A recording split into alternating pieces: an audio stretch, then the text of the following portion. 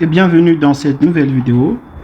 Dans cette vidéo, nous allons faire l'étude des fonctions, que ce soit des fonctions polynômes, des fonctions circulaires, des fonctions rationnelles, des fonctions irrationnelles, des fonctions exponentielles, des fonctions ln, logarithme. Nous allons apprendre tout type de fonctions dans cette vidéo. Alors, nous allons commencer par l'ensemble de définition des fonctions. Donc, on va donner des formes assez courantes que nous utilisons très souvent dans les études des fonctions, et nous allons expliquer comment déduire ces ensembles de définitions. Alors, la première fonction, nous allons parler de la fonction polynôme. Alors, comment déterminer l'ensemble de définition d'une fonction polynôme? Alors, avec la fonction polynôme, on dit tout simplement que cette fonction, la fonction ax, existe si et seulement si cette fonction est définie dans R. Donc, quel que soit, on va dire ceci, quel que soit x appartient à R. D'accord? Donc, l'ensemble de définitions, si vous voulez ici, notre ensemble de définitions, on va tout simplement dire de moins l'infini, ok, à plus l'infini. Voici l'ensemble de définitions pour cette première fonction. Nous allons parler des fonctions en fraction. Alors, nous allons parler ici de la fonction rationnelle. Comment déterminer l'ensemble de définitions d'une fonction rationnelle? Alors, pour trouver l'ensemble de définitions de cette fonction, on dit ceci, que cette fonction, donc si c'est la fonction, je vais appeler cette fonction par la fonction f de x, d'accord? Donc, je vais dire que, ou disons, c'est la fonction b de x, d'accord? Alors, on va dire que cette fonction existe si et seulement si le dénominateur doit toujours être différent de 0. Donc, on va dire ici 2x. Donc, 2x moins 10 est différent de 0. Donc, ici, si on tire notre x, ici, x, il sera différent de quoi? Il sera différent de 5. Donc, on aura 10 divisé par 2. Donc, du coup, l'ensemble de définitions, alors, qu'est-ce que ça sera? Notre ensemble de définitions sera R privé de quoi? Donc, privé de 5. Ok, donc R privé de 5, c'est ça notre ensemble de définition. C'est-à-dire dans R, nous prenons tous les éléments sauf 5. Cet ensemble, on peut encore l'écrire de cette manière. Donc nous avons de moins l'infini. Nous avons ici de moins l'infini. Ok. Et nous avons ici 5, il n'est pas pris. Et nous avons 5 qui n'est pas pris ici. Ok. Et nous avons plus l'infini. Mais j'écris la forme courte. D'accord? Alors, nous allons parler cette fois-ci de la fonction irrationnelle. La fonction avec racine carrée. À quel moment cette fonction est définie? C'est quoi la condition? Cette fonction est définie. Cette fonction existe. Quel que soit. Alors, moins 2x. Ici, on dit que tout ce qui est dans la racine carrée. Donc, moins 2x moins 10 doit être supérieur ou égal à 0. Donc, à tout moment que nous avons racine carrée de ax, cette fonction existe. Si et seulement si quoi? Eh bien, ax est supérieur ou égal à 0. C'est ça la condition à poser. Alors, ceci étant, ici, notre x sera comment? Eh bien, on aura moins 2x, n'est-ce pas, qui sera supérieur ou égal à quoi? À 10. Et nous avons ici 2x sera inférieur ou égal à moins 10. Donc, notre x sera inférieur ou égal à moins 5, n'est-ce pas? Donc, du coup, ici, x inférieur ou égal à moins 5. D'accord? Donc, ça veut dire quoi? Eh bien, ça veut dire que notre ensemble de définition, donc, alors, nous sommes de moins l'infini et à moins 5. On a dit que c'est égal, donc le moins 5 est pris. Bon, on n'est pas au lycée, donc on ne reviendra pas sur les histoires, comment mettre les crochets. Ça, on a vu ça déjà au lycée. Ensuite, nous allons passer à autre chose. Alors, là, nous avons la fonction, une fraction avec une fonction irrationnelle. Donc, avec voilà l'expression de la racine carrée. Alors, s'il faut définir l'ensemble de définitions de cette fonction, nous avons deux cas. Le premier cas, cette fonction existe si et seulement si le premier cas, d'abord le dénominateur il est différent de 0, puisque nous avons dit ici, on avait posé quel cas? On avait dit que notre dénominateur doit être différent de 0. D'accord? Donc là également, le dénominateur, c'est-à-dire x, notre x moins 2, il est différent de 0. Donc ça veut dire que notre x est déjà différent de quoi? Eh bien, différent de 2. Ensuite, nous avons x plus 3. Il est comment? On avait dit, ce cas ici, il est supérieur. On avait dit cette quantité doit être supérieure ou égale à 0. Donc, on va dire supérieur ou égal à 0. Donc, du coup, notre x il sera comment? Il sera supérieur ou égal à moins 3, n'est-ce pas? Donc, l'ensemble de définition, notre d sur égal à quoi? On aura de moins l'infini,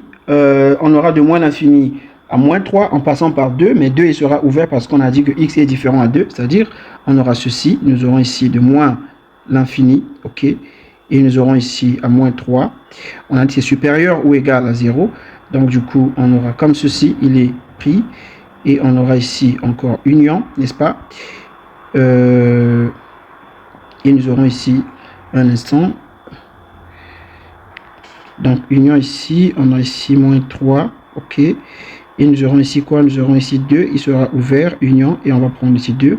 Et ensuite, on a plus l'infini. Pourquoi j'ouvre à 2? Parce qu'on a dit que la valeur de 2, x est différent de 2. Donc, à cette valeur-là, on ne doit pas prendre de... Donc, on doit ouvrir l'intervalle à 2, n'est-ce pas? Alors, qu'est-ce qu'on doit encore faire? Et à partir de là, une erreur s'est glissée. Là, ici. Ici, on n'aura pas moins l'infini. On aura... tout simplement, c'est-à-dire on va commencer à partir de moins 3 qui sera fermé à moins 3. Pourquoi? Parce que x est supérieur. Donc pour ne pas vous embrouiller, je vous montre. Nous avions trouvé quoi? On a trouvé ici x est différent de 2 et nous avons trouvé x qui est supérieur ou égal à quoi? Supérieur ou égal à moins 3. Donc je fais ici une droite des réels. Je mets ici moins l'infini. Je mets ici plus l'infini. J'ai trouvé quoi? X ici, j'ai trouvé moins 3. Et j'ai trouvé ici 2 parce que x est différent à 2, n'est-ce pas? Qu'est-ce qui va se passer? On a dit qu'à partir de 3, x est supérieur, à partir de moins 3, x est supérieur à moins 3. Donc, cette partie inférieure ici ne nous concerne pas. Cette partie inférieure là n'est pas solution, d'accord? Du coup, ma solution, c'est quelle partie? Ma solution, c'est cette partie-là. Ok? Donc, cette partie, la solution, c'est quoi? Eh bien, la solution, c'est moins 3. Ok, nous avons 2. Il sera ouvert à 2 parce que à 2, il est différent. Et nous aurons ici plus l'infini, d'accord? Donc là, voilà, c'était qu'une erreur. Donc, on aura ici fermé à moins 3. Ok, et nous avons ici, on a 2. Il sera ouvert à 2. Union, il sera ouvert encore à 2. Et nous avons plus l'infini. Voici la bonne forme. Donc, vous pouvez toutefois faire une droite des réels, tracer une droite des réels pour bien voir ce que ça vous donne. On va passer à autre chose. Alors, cette fois-ci, nous avons carrément une fonction rationnelle, mais à l'intérieur, plutôt irrationnelle, avec une fraction à l'intérieur. Donc, à quel moment cette fonction est définie? Comment trouver l'ensemble de définitions de cette fonction? Pour trouver l'ensemble de définitions de cette fonction, alors nous avons deux cas.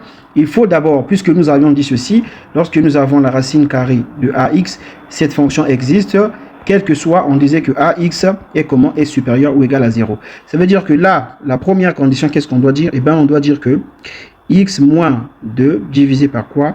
Par x moins 3 est supérieur ou égal à 0. C'est ça notre première condition. Pourquoi? Parce que tout ça là, c'est notre ax. Ensuite, cette fonction que nous avons ici, on a dit quoi? À quel moment cette fonction est définie? Cette fonction est définie si nous avons le dénominateur est différent de 0. Ça veut dire que je dois ajouter le cas du dénominateur. Donc, je dois dire ici x moins 3 aussi différent de 0. D'accord? Donc, là, nous avons ici le premier cas et là, nous avons ici le deuxième cas. Alors, il faut tout simplement prendre le premier cas. On n'a même pas besoin d'écrire 1, 2. On peut faire ça simplement ici. Alors là, ici, si l'on résout ce petit truc-là, qu'est-ce qu'on aura? Eh bien, on aura ici x moins 2. Il sera supérieur ou égal à 0 parce que tout ça là, ça va multiplier le 0. Donc, on aura notre x qui sera supérieur ou égal à quoi? Ou égal à 2. Alors ici, notre x sera comment? Notre x sera différent de quoi? Différent de 3. Alors, comme toujours, si vous ne voulez pas vous embrouiller, alors, très simple, vous faites une droite des réels ici. Là, je mets ici moins l'infini et je mets ici plus l'infini. J'ai trouvé quelle valeur égale quelle valeur? J'ai trouvé ici 2. Et j'ai trouvé x qui est différent de quoi? Qui est différent de 3. Alors, x qui est différent de 3, à ce point, on n'a pas de problème. La décision va venir de x supérieur ou égal à 2. X est supérieur ou égal à 2, ça veut dire que ici, là, cette partie ne nous concerne pas parce que x est supérieur. Donc, notre x se trouve de ce côté ici. Donc, du coup, quelle est la solution? Alors, la solution, l'ensemble de définitions, on a dit que x est comment? Est supérieur ou égal. Donc, cette valeur, on a dit égal. Donc, je dois mettre ici 2 et là, je mets ici 3. On a dit que x est différent de 3. Donc, on aura ici à 3, ça sera ouvert et j'aurai 3 ici. Ensuite, j'aurai plus l'infini, d'accord? Donc, notre ensemble de définitions ici, ça sera quoi? Alors, ça sera ici 2. On a 3 ici qui est ouvert à 3. Et on a 3. Ensuite, nous avons ici plus l'infini. Voilà comment je détermine cet ensemble de définitions. On va prendre un autre cas. Alors, cette fois-ci, nous avons la racine carrée qui est en bas, d'accord? Comment on va procéder? Alors, on va dire ceci. Ceci existe, quel que soit la racine carrée, c'est-à-dire, on va dire ceci, 1 moins x est strictement supérieur à 0. Lorsque vous avez une fonction, par exemple, une fonction f de x est égale à ax, ok, divisé par la racine carrée, par exemple, de b de x. L'ensemble de définitions, on dit que, quel que soit b de x, doit être strictement supérieur à 0. D'accord? Ça, c'est la condition à poser. Alors, dans ce cas, ici, si on tire notre x, et ben, qu'est-ce qu'on va trouver? On trouve que, déjà, on aura moins x, il sera supérieur à moins 1. Dans x, il sera inférieur à 1. Donc, du coup, notre x, il sera inférieur à 1. D'accord? Puisque x est inférieur à 1, ça veut dire que notre ensemble de définition, c'est de quoi? Eh bien, c'est de moins l'infini, ok, à 1. À 1, il sera ouvert. Ok, ça, c'est visible à l'œil nu. On va prendre un autre cas. Alors, cette fois-ci, on va étudier le cas des valeurs absolues. Si nous avons des valeurs absolues, comment on va définir l'ensemble de définitions? Alors, très simple. Nous allons dire ceci. Lorsque j'ai, d'abord, je donne les propriétés des valeurs absolues. Donc, on va écrire ici propriété.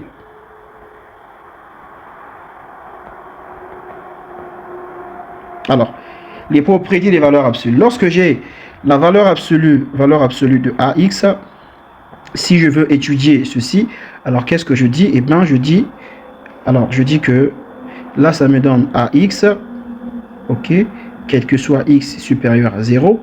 Et là, ça me donne moins AX, ok, quel que soit x inférieur à 0. D'accord? Qu'est-ce qu'on va encore étudier? Qu'est-ce qu'on peut encore dire? Si j'ai, par exemple, je veux étudier ceci, si j'ai la valeur absolue ici de AX, ok, est égal à la valeur absolue de b de x, alors ceci existe si et seulement si. Ceci existe si et seulement si, d'abord, alors je dis ceci, que j'ai AX, ok, est égal à b de x, et j'ai moins AX, ok, est égal à b de x, d'accord. Alors voilà comment j'étudie cela. Donc, pour définir ou donner l'ensemble de définitions des fonctions avec valeur absolue, bien évidemment, il faut prendre en compte, c'est-à-dire il faut d'abord écrire cette dernière fonction, son valeur absolue. Après cela, on peut maintenant donner l'ensemble de définitions. Alors très vite, on va prendre un exemple. Mais avant cela, je voudrais rappeler ceci. Si, on va dire, quelle que soit la valeur absolue de AX, ok, est inférieure ou égale à 1, ok, ça veut dire quoi? Et bien, ça veut dire que moins 1 est inférieur ou égal à quoi? À AX, et à son tour, il est inférieur ou égal à quoi? À 1. C'est ce que ça veut dire que cette fonction est bornée, c'est ce que ça veut dire. Ok, ça, on observe ça avec des fonctions, la fonction cosinus, la fonction sinus. C'est beaucoup plus utilisé dans le théorème de gendarme. Alors, très rapidement, on va faire un exemple. Donc, on a vu cette propriété, avec la valeur absolue, donc la valeur absolue de AX. À quel moment ça existe? Ça existe si et seulement si nous avions dit que AX est supérieur ou égal à 0. Alors là également, nous allons faire la même chose. Donc, qu'est-ce qui va se passer? Alors, nous allons dire que, donc, on aura ici 1 moins valeur absolue de x, il sera comment? Il sera supérieur ou égal à 0. Donc, ça veut dire quoi? Eh bien, ça veut dire que moins valeur absolue, donc je vais dire moins valeur absolue de x, il sera supérieur ou égal à quoi? Ici, j'aurai ici moins 1. Donc, ça veut dire que, eh bien, on aura valeur absolue de x, il sera inférieur ou égal à 1. Lorsque la valeur absolue de x est inférieure ou égal à 1, en fait, qu'est-ce que ça veut dire? Ça veut simplement dire que moins 1 est inférieur à x et il est inférieur à quoi? À 1. Donc, la fonction f de x égale à x est une fonction bornée entre moins 1 et 1. Donc, du coup, ici, l'ensemble de définitions, il est tout à fait clair que cette fonction est entre moins 1 et 1. OK? Et les intervalles sont ouverts. On va prendre un autre exemple. Alors, cette fonction aussi, elle va exister si et seulement si quoi? Eh bien, si et seulement si 1 moins valeur absolue de x moins 2 est comment? Eh bien, moins 2 est supérieur ou égal à 0. Donc, qu'est-ce qui va se passer? Alors, on va dire valeur absolue de x moins 2, il sera comment? Il sera supérieur ou égal à moins 1. Ici, on a moins devant la valeur absolue. Donc, je remets le moins qui est devant la valeur absolue. Le 1, il va venir ici, donc il sera ici moins 1. Ok, donc ça veut dire que cette valeur absolue de x moins 2, eh ben, il sera inférieur ou égal à quoi? Inférieur ou égal à 1. Donc, ça signifie quoi? Ça signifie que moins 1, ça signifie que moins 1 est inférieur ou égal à quoi? À x moins 2 et il est à son tour inférieur ou égal à 1. Ok, nous on a besoin de trouver l'intervalle de x, donc on peut envoyer le 2 de part et d'autre, n'est-ce pas? Donc du coup ici, eh ben, on aura le 2, il va venir, ça va faire quoi? Ça va faire moins 1 plus 2. Donc moins 1 plus 2, ça fait 1. Donc on aura ici 1, il sera inférieur ou égal à quoi? À x, et inférieur ou égal ici à inférieur ou égal ici à quoi? On aura ici moins 1, et puis on a aussi 1, et quand il vient ici plus 1, ça va nous faire 3. Donc on aura ici 3. Donc ça veut dire que notre ensemble de définition est bien entre 1 et quoi? Entre 1 et 3. Donc ils sont pris.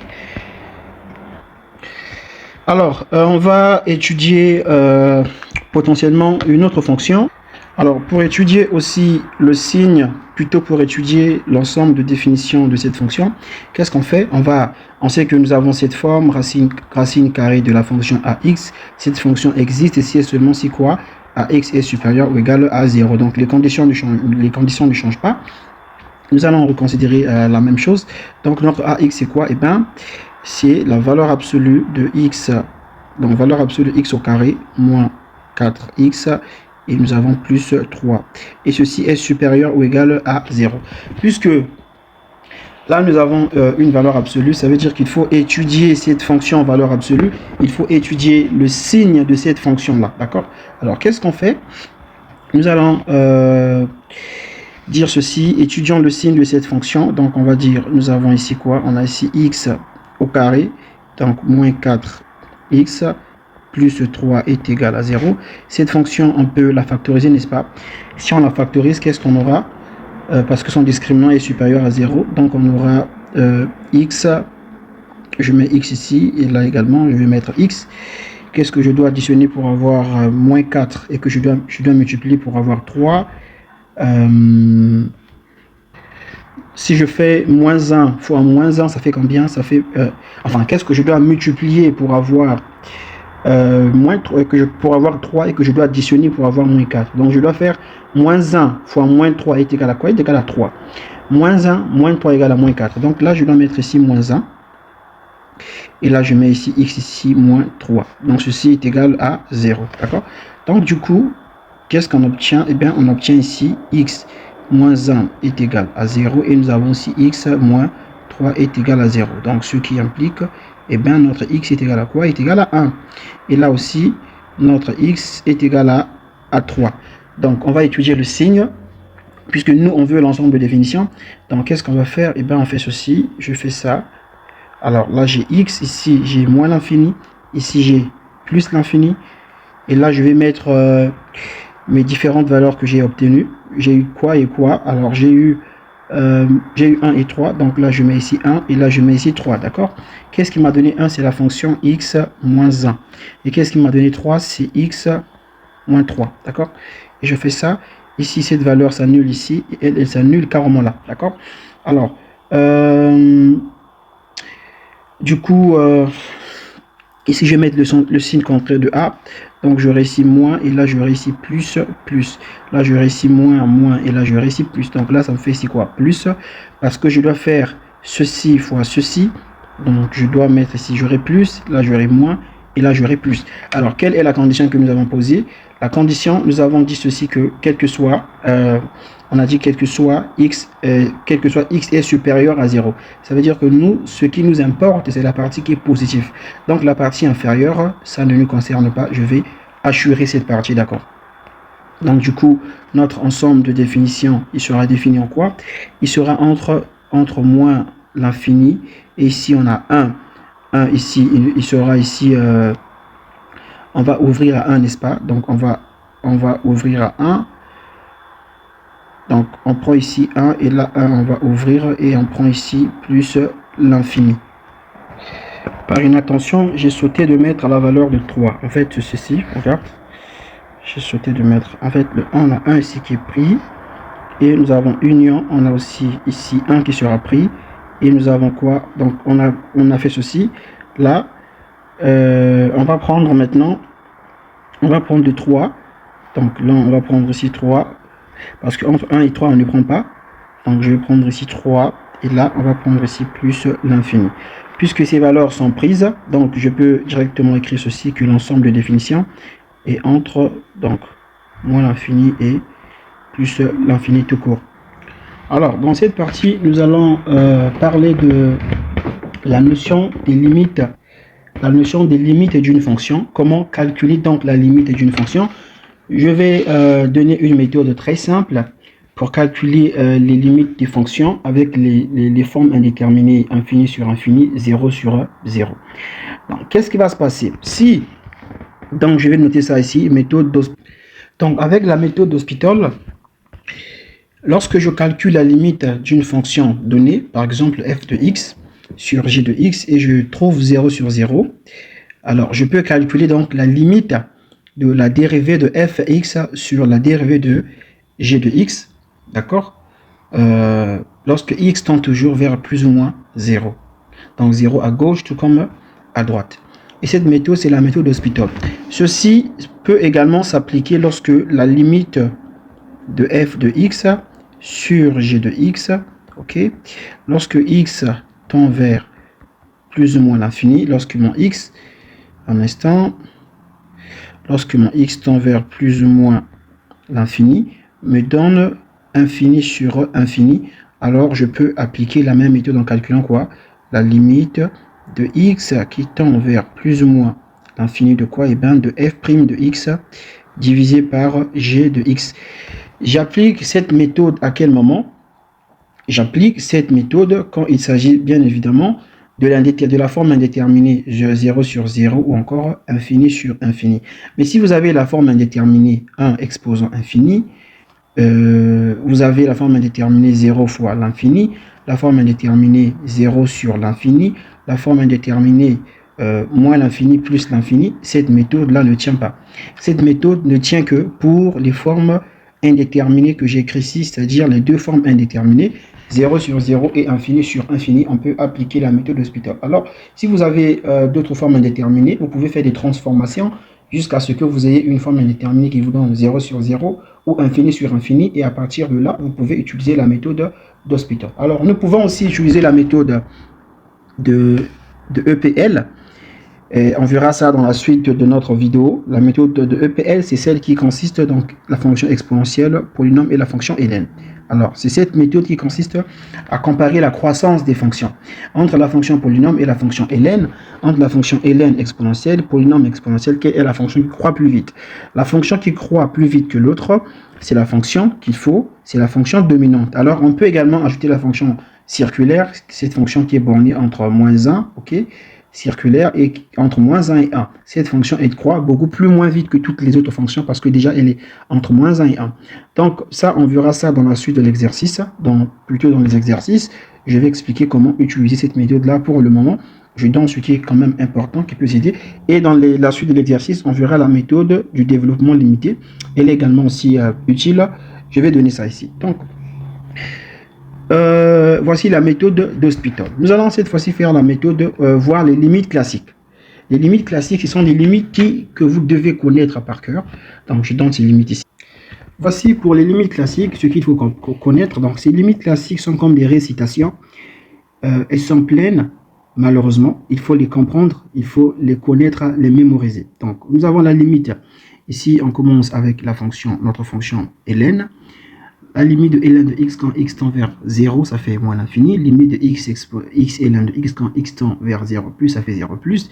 C'est la linéarisation de la fonction ln. La limite de ln de ax plus 1 sur x donne a. Donc la limite de ln de 1 plus x sur x va donner 1. Alors toutes ces limites-là, ce sont des limites que vous devez connaître, vraiment que vous devez maîtriser, n'est-ce pas? Donc c'est des limites que vous devez connaître par cœur. Quand je dis connaître, il faut vraiment les mémoriser. Nous avons les limites classiques de la fonction ln. Nous avons ici la fonction exponentielle. Bien sûr, jusqu'en bas, ce sont des limites classiques. Ce sont des limites qu'il faut connaître par cœur. Et ici, nous avons des limites classiques pour les fonctions circulaires. Bien évidemment, ce sont des limites qu'il faut connaître. Alors, je vais donner un petit résumé sur l'ensemble de définitions de la fonction exponentielle et la fonction ln.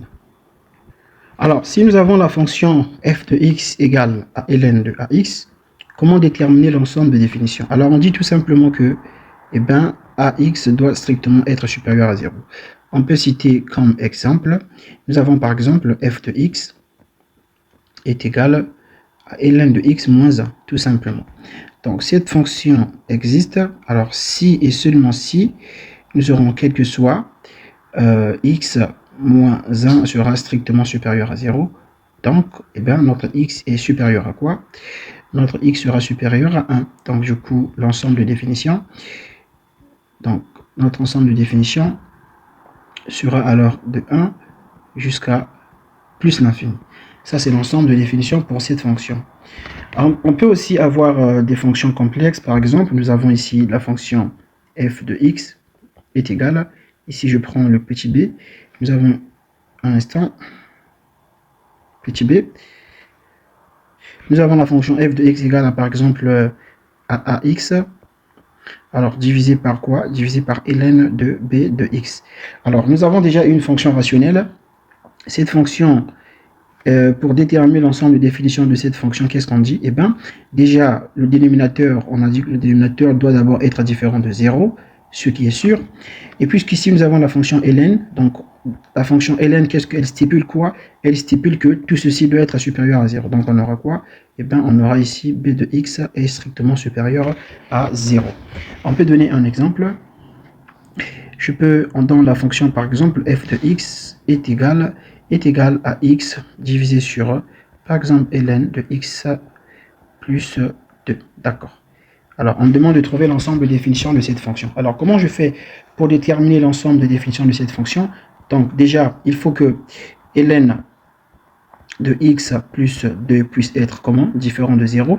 Pourquoi on dit différent de 0? Parce que, avant, au début, nous avons vu ceci. Nous avons dit que lorsque j'ai la fonction de cette forme-là, c'est-à-dire c'est quelle forme? J'ai la forme ici à x sur quoi? Eh bien, sur b de x. Cette fonction existe, puisque c'est une fonction rationnelle. Cette fonction existe si d'abord b de x, le dénominateur est différent de 0. Donc, on ne doit pas s'en passer de cette règle. Puisque c'est une fonction rationnelle, il faut d'abord que le dénominateur puisse être différent de 0. Donc, puisque notre dénominateur est différent de 0, d'accord? Ensuite, il faut que nous avons ici l'apparition de la fonction quoi? De la fonction ln.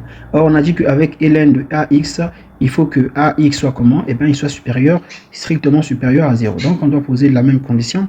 Donc, du coup, ici, on aura x.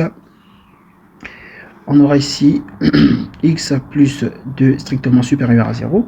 Donc, ici, nous avons notre première équation, la première équation, deuxième équation. Alors, qu'est-ce qui va se passer? Eh bien, si on considère la première équation, on a ici ln de quoi? Eh bien, de x plus 2 qui est différent de 0.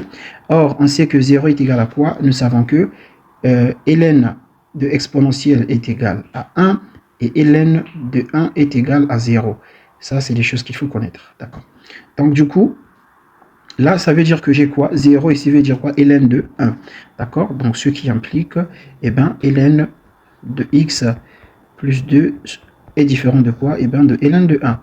De ln de 1. Ln de 1. Donc, du coup, les ln peuvent se simplifier. Donc, on aura x plus 2. X plus 2, il sera différent de quoi? De 1. D'accord.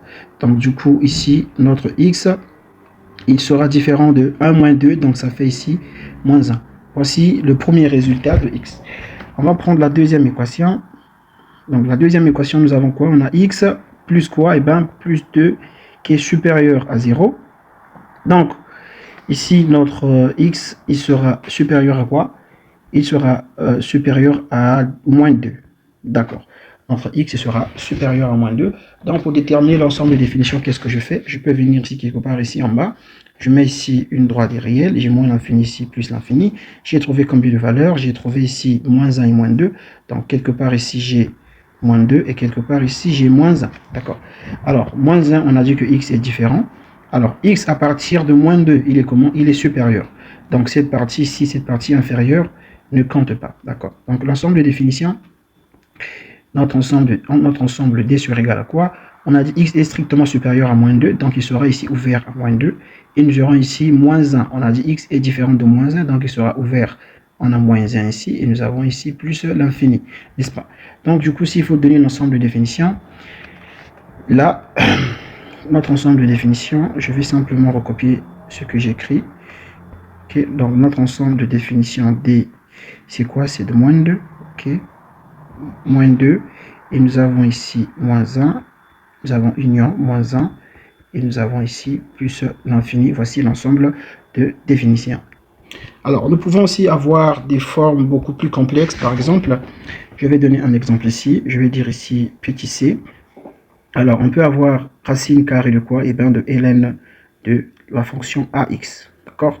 Il faut déterminer l'ensemble de définitions de cette fonction. Alors, cette fonction existe si et seulement si, quel que soit, comme on avait déjà dit que racine carrée de quoi? Eh bien, racine carrée de ax, c'est comment? Il doit être supérieur ou égal à 0.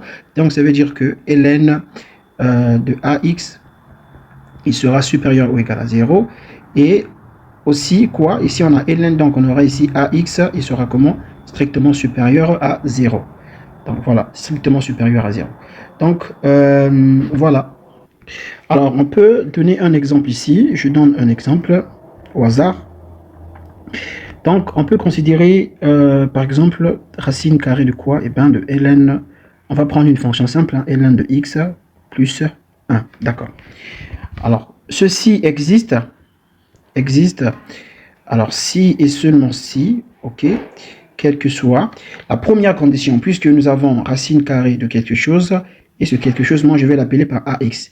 Il faut que, la règle dit quoi? Il faut que ax soit d'abord supérieur ou égal à 0, n'est-ce pas? Or, c'est quoi notre ax? Notre ax, c'est ln de x plus 1, donc il est supérieur ou égal à 0. Or, pour que ln de x plus 1 soit défini, il faut que quoi? Il faut que cette quantité-là, on a dit que pour que ln de ax soit défini, il faut que ax soit strictement supérieur à 0.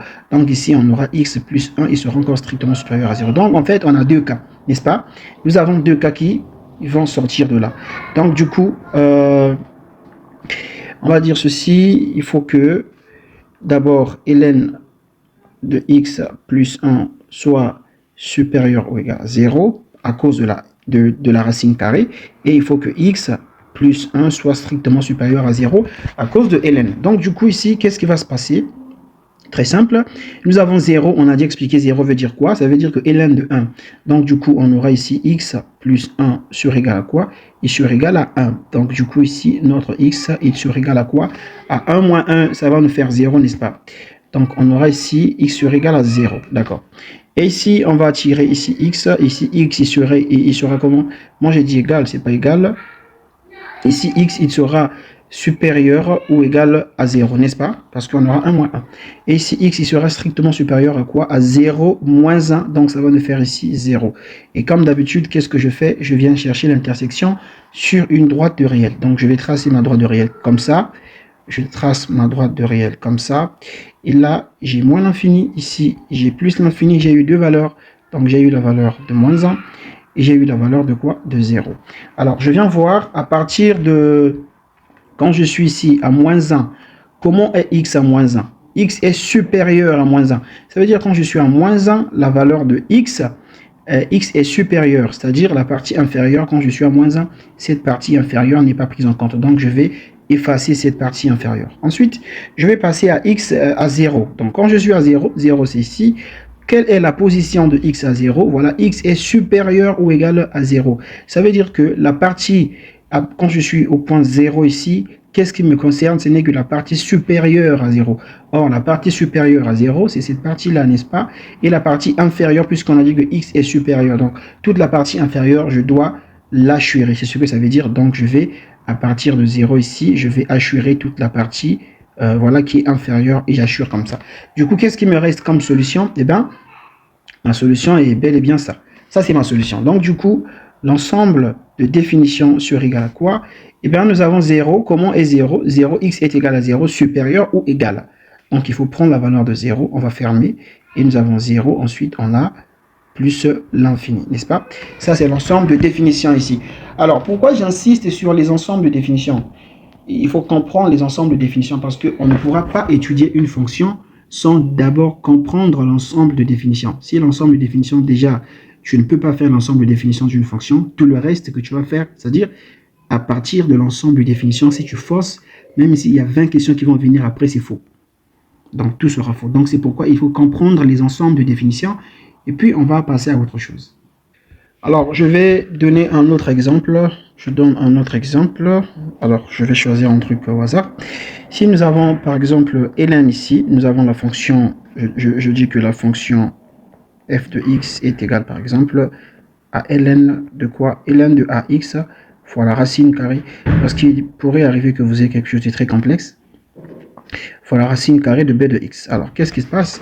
Ici, cette fonction est définie si et seulement si quoi? La première condition, il faut que ce qui est devant ln puisse être supérieur, strictement supérieur à 0, puisque nous avions dit lorsque nous avons ln de ax, on pose que ax est strictement supérieur à 0. Donc là aussi, on va poser la même chose. Il faut que d'abord que ax, alors ax soit supérieur à 0, d'accord? Et il faut aussi que, il faudrait aussi que, la racine carrée, je vais prendre l'expression de la racine carrée, c'est quoi? Il faut que b de x, donc b de x soit supérieur ou égal à 0, parce que nous avions dit, lorsque nous avons la racine carrée de ax, cette fonction est définie si ax est supérieur ou égal à 0. C'est comme ça que nous avions dit. Donc en fait, il n'y a même pas des choses qu'il faut. Ici, il n'y a rien, il n'y a pas à tchakouter ou à mémoriser. Il faut comprendre le principe. Parce que toutefois, on peut changer un exercice, mais si vous n'avez pas compris le principe, vous êtes perdu. Alors, je donne un exemple. Je vais prendre un exemple hasard. Si j'ai par exemple la fonction f de x est égale à quoi? Est égale à x moins 2. Et j'ai la racine carrée de, disons, de x, disons x au carré. Ok, disons x au carré moins 4. D'accord. On va définir cette fonction-là. On va trouver l'ensemble de définitions de cette fonction. Qu'est-ce qu'on va dire? Cette fonction f de x est définie, quel que soit. Alors, il faut dire quoi? J'ai pas mis ln. Hein. Donc là, on a ln. Il faut comprendre, c'est une improvisation. Donc là, j'ai ln et ça, c'est ma fonction f de x. D'accord.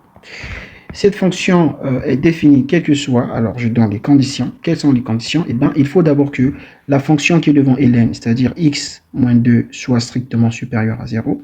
Et il faut que x au carré moins 4 soit comment? Il faut qu'il soit supérieur ou égal à 0. Donc, du coup, j'ai là, je peux très directement dire que x est supérieur à 2, n'est-ce pas? Et là, j'aurai quoi? Eh bien, là, j'aurai ici x moins 2 et parenthèse x, je factorise ça, ok? X plus 2, il sera quoi? Supérieur ou égal à 0. Supérieur ou égal à 0. J'ai la première équation et ici j'ai la deuxième, plutôt la première condition et la deuxième condition. Alors, qu'est-ce que ceci veut dire quoi? Alors, ceci signifie que je dois étudier le signe de cette équation qui est là. En faisant comment? Eh bien, en faisant tout simplement, je vais faire ceci. Je fais ceci, ok. Ici, nous avons x. Là, j'ai moins l'infini. Et ici, j'ai plus l'infini, d'accord? J'ai trouvé combien de valeurs? Alors, je trouve... là, ça va me donner ici combien de valeurs? J'aurai ici 2 et j'aurai ici quoi? Moins 2, d'accord? Alors là, j'ai déjà le 2 qui est sorti là. Donc, je vais écrire le 2 là une seule fois. Donc là, j'ai 2 ici. Et pardon, j'ai moins 2 ici. J'ai moins 2 ici. Et là, j'ai 2. D'accord. Ma fonction, c'est laquelle? J'ai la fonction x moins 2. Donc, je mets ici x moins 2. Et j'ai ici la fonction x. Si vous voulez bien, j'aurai encore la fonction x moins 2 encore. Donc, encore, j'aurai x moins 2. Je peux l'écrire deux fois, ça ne dérange pas. Et j'aurai ici x plus 2. Pourquoi j'écris deux fois? Parce que ici, j'ai ma fonction x moins 2 et j'ai ma fonction ici x moins 2, x moins 2. D'accord? Donc, du coup, ici x moins 2, x moins 2, x moins 2, c'est ça qui me donne 2 ici. X moins 2, là aussi, me donne 2, c'est la même chose. Et donc là, il me donne moins 2 ici. Ici, le signe contraire, c'est moins. Là, c'est moins et là, c'est plus. Donc là, c'est moins, là, c'est plus, pareil. Et là, j'aurai moins, j'aurai ici plus, n'est-ce pas? Ok, j'aurai la plus. Donc, du coup, qu'est-ce que je fais? Ici, le résultat, là, ça va me faire ici quoi? Ici, ça va me faire moins. Là, ça me fera ici plus. puisque je dois multiplier, n'est-ce pas? Il faut que je fasse la multiplication, et là, j'aurai ici plus. Alors, quelle est la condition que j'avais posée? J'avais posé cette condition. Quelle est la condition? Donc, oui, possible. À partir de là, qu'est-ce que nous avions dit? Il faut vérifier la condition. Notre condition, c'est laquelle? Notre condition, nous avons dit ceci, regardez. Nous avons dit ceci, il faut que x moins 2, donc la fonction de x moins 2 soit positive. Et en même temps, il faut aussi que la fonction de x exposant 4 moins 2 soit également aussi positif, n'est-ce pas? Alors, la fonction de x exposant moins 4 soit également positif, en fait, c'est la fonction que nous avions expliquée là. En fait, qu'est-ce qui se passe? Ça veut dire quoi? Il faut que je sois dans l'intervalle où x moins 2 est positif et x plus 2 est positif. Pourquoi? Parce que x moins 2 positif, c'est cette condition que nous avons écrite là. Et ça vient de quoi? Ça vient de ln de quelque chose comme ça. Donc, il faut que cette fonction x moins 2 soit déjà positive. Alors, quand je viens voir dans quel intervalle x moins 2 est positif, ce n'est que ici x moins 2 est positif. Ici, là également, x moins 2 est positif. Et on me dit en même temps, il faut que la fonction x moins 4 soit positif. X moins 4, cette fonction doit être positive. Donc, je suis dans quel intervalle? Eh bien, je suis dans l'intervalle ici. Donc là, je suis ici positif, n'est-ce pas? Donc, mon intervalle, c'est quoi? L'intervalle qui vérifie ma condition, c'est-à-dire, c'est l'intervalle lorsque x moins 2 positif, x moins 2 positif, et x moins 4 aussi positif. Donc, ça me fait positif. C'est un peu, du coup, mon intervalle, c'est 0, de 0 à plus l'infini, n'est-ce pas? C'est le 0 à plus l'infini. Mais c'est un peu embrouillant. Je vais bien vous refaire le schéma. Vous allez voir de quoi je suis en train de parler. Moi, je vois déjà assez bien. C'est un exercice que j'ai pris au hasard. Enfin, pas que j'ai pris, j'ai écrit au hasard. Et c'est un bon exemple. Alors, je vais faire ceci. Je fais ceci. Donc là, je mets ici x. Je mets ici moins l'infini. Et je mets ici plus l'infini.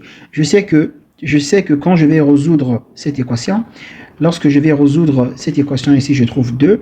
Et quand je vais résoudre cette équation-là, je trouve quoi? Je vais trouver deux valeurs. Quand je résous l'équation-là, parce que le discriminant de cette équation n'est pas égal à 0, n'est-ce pas? Parce que cette équation peut s'écrire comme ça, x au carré moins, ou on peut dire plus 0x, plus 4. Donc, discriminant est égal à quoi? B au carré, plutôt on a moins 4, hein? C'est moins 4. Donc, on a ici moins 4. Ici, on a 0x, n'est-ce pas? Donc, discriminant sera égal à 0 au carré, moins 4a. Mon a, c'est 1.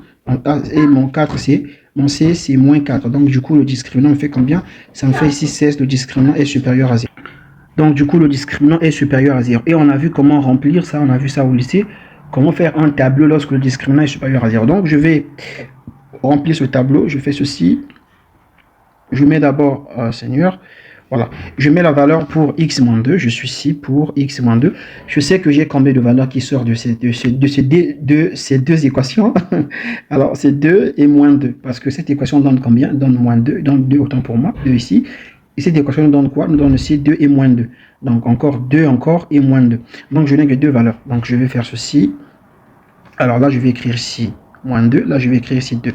Et j'ai écrit la première équation. Et là, je vais écrire la deuxième équation. C'est laquelle? C'est x au carré moins 4. Cette équation, quand c'est 2, on a dit. Donc là, c'est 2. Cette équation, lorsqu'on la résout, nous avons ceci. Elle s'annule ici à x égale à 2. Et cette équation ici, elle nous donne deux résultats. Ce résultat et ce résultat-là, n'est-ce pas? Ensuite, qu'est-ce qu'on fait?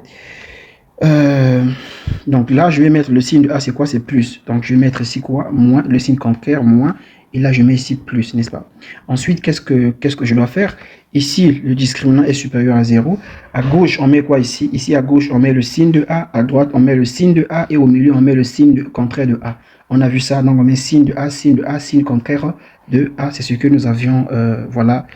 Nous avions vu. Donc, du coup, qu'est-ce qui va se passer? Ici, mon A, c'est quoi? C'est plus. Quand je pars de A, les gens ils demandent A, c'est quoi? En fait, la fonction, c'est mon polynôme est de quelle forme? C'est la forme AX plus B de X plus C, n'est-ce pas cela? Ici, j'ai quoi? J'ai 1X au carré. Mon A est égal à quoi? Il est égal à 1. Son signe, c'est quoi? C'est plus. Parce que c'est pas négatif, donc son signe, c'est plus. Ok. Et la règle me dit que je dois mettre le signe de A ici à gauche. À gauche, je dois mettre le signe de A. À droite, je dois mettre le signe de A. Et au milieu, je dois mettre, donc, entre les deux binômes, je dois mettre le signe contraire de A, donc c'est moins. Moi, qu'est-ce que j'ai posé? Quelle condition? J'ai dit que ceci existe si et seulement si l'expression x-2 est positif. Alors ici, x-2, ici déjà x-2, quand je regarde, x-2 là, il est négatif, donc ça ne marche pas. Donc là déjà, c'est mort. Je viens voir ici, x-2 ici, il est négatif, donc ça ne marche pas, c'est mort.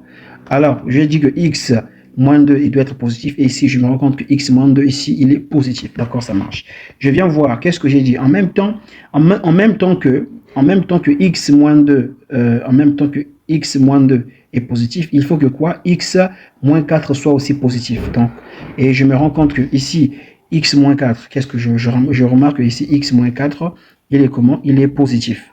Alors, pourquoi j'ai mis, voilà, ici, un instant, là, je dois mettre ici comme OK, d'accord. Ici, je me rends compte que x-4 ici, il est positif, c'est bon. Mais quand je viens ici dans cet intervalle, est-ce que x-4 est positif? Non, il n'est pas positif. X-4 est négatif, donc ça ne marche pas. Je viens dans l'autre intervalle. Est-ce que ici x-4 est positif dans cet intervalle? Oui, il est positif. Donc ici, il est positif. Alors, quel est l'intervalle qui satisfait à mes conditions? Parce que mes conditions stipulent qu'il faut que x-2 et x carré moins 4 soient positifs. C'est cet intervalle-là, n'est-ce pas? C'est cet intervalle. OK?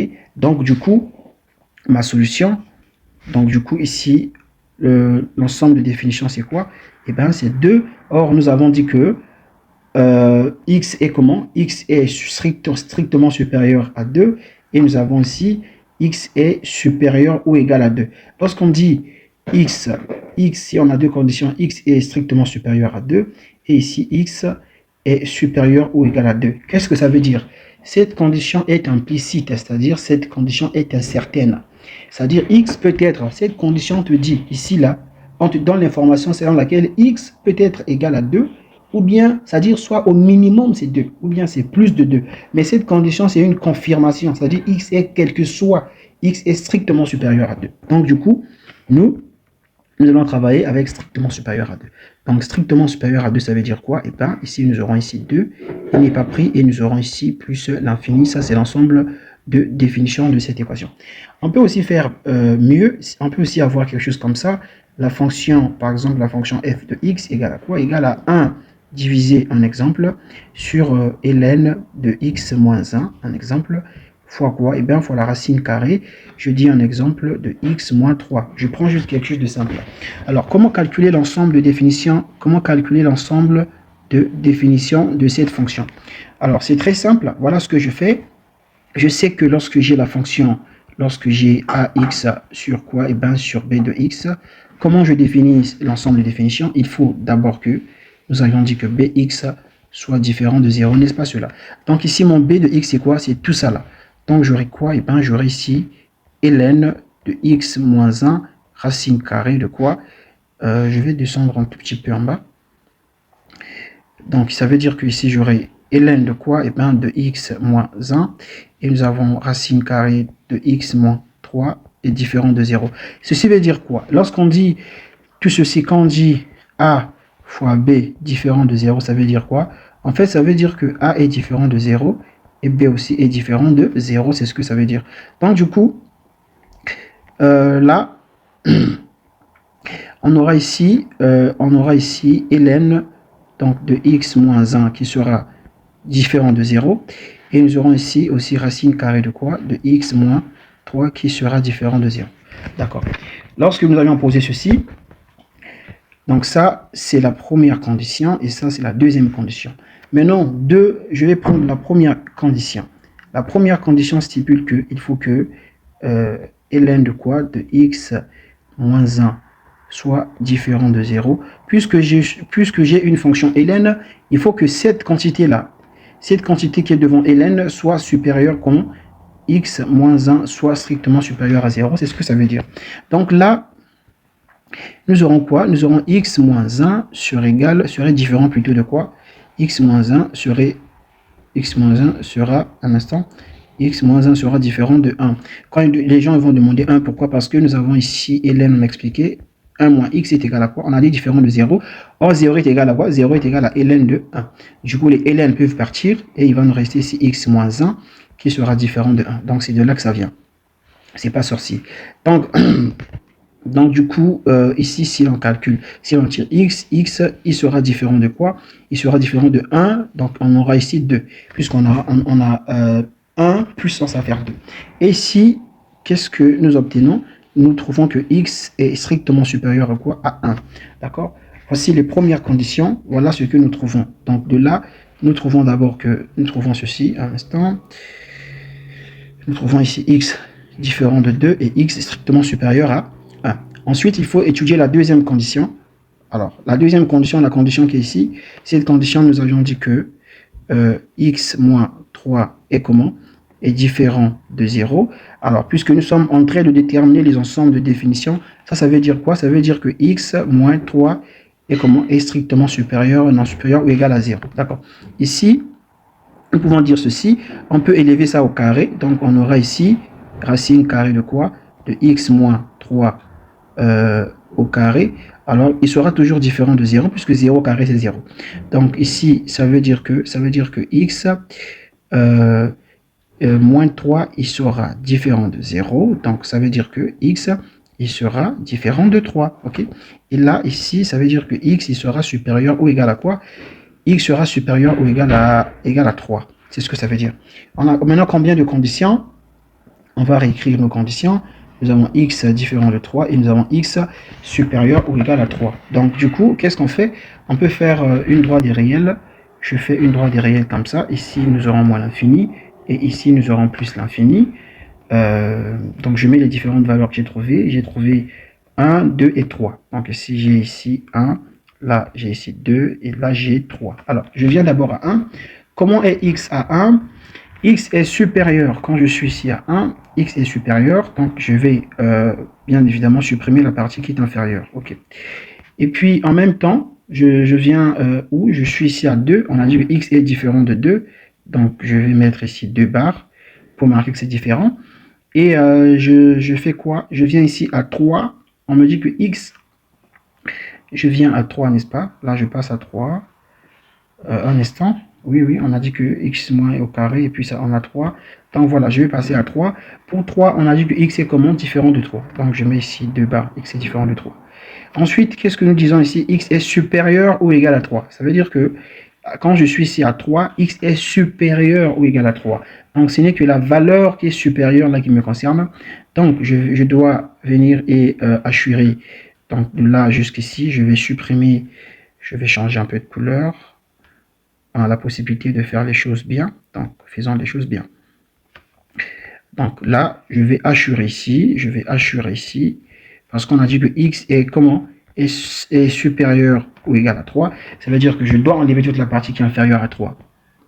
Alors, à partir de là, on va dire que notre ensemble de définition, je vais dire ici, id sur égal à quoi? Je vais prendre ici 3 et je mets ici plus l'infini. Maintenant, ici, il y a une controverse. Quelqu'un d'autre, il peut dire ceci.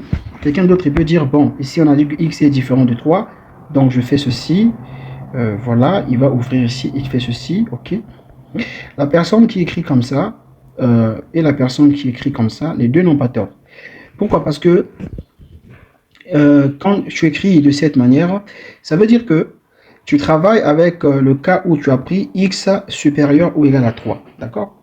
Quelqu'un d'autre, il peut dire que bon, moi je vais travailler avec le cas de x différent de 3. Donc, en tout cas, ici, il n'y a pas de problème. Tu peux fermer à 3 ou tu peux ouvrir à 3. Ça ne me dérange pas vraiment. Ici, en l'occurrence, je vais fermer l'intervalle à 3. Donc, je dis que mon 3 est inclus. Alors, je pense que pour aujourd'hui, je vais certainement m'arrêter là. Je vais revenir prochainement pour faire des domaines de définition, des ensembles de définition un peu complexes. On verra bien. Mais je vous laisse ceci comme exercice. Je viendrai prochainement pour corriger ça.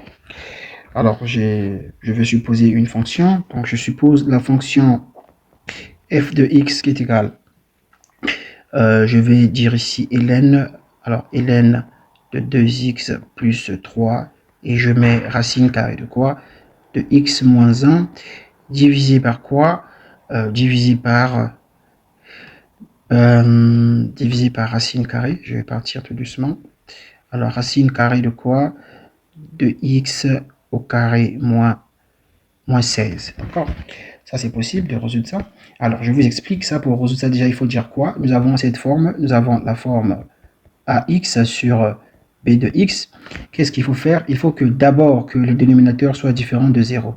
Donc, ça veut dire que racine carrée de quoi? Eh bien, racine carrée de X au carré moins 16 doit d'abord être différent de 0. Ok?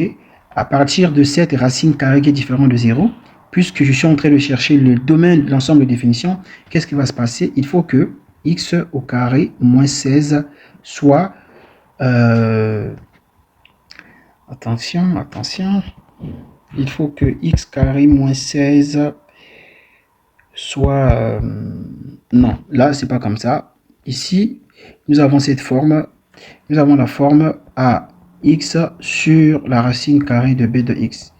Pour que ceci existe, il faut que, on avait dit que b de x doit strictement être supérieur à 0. Donc là, on va directement dire ceci. Il faut d'abord que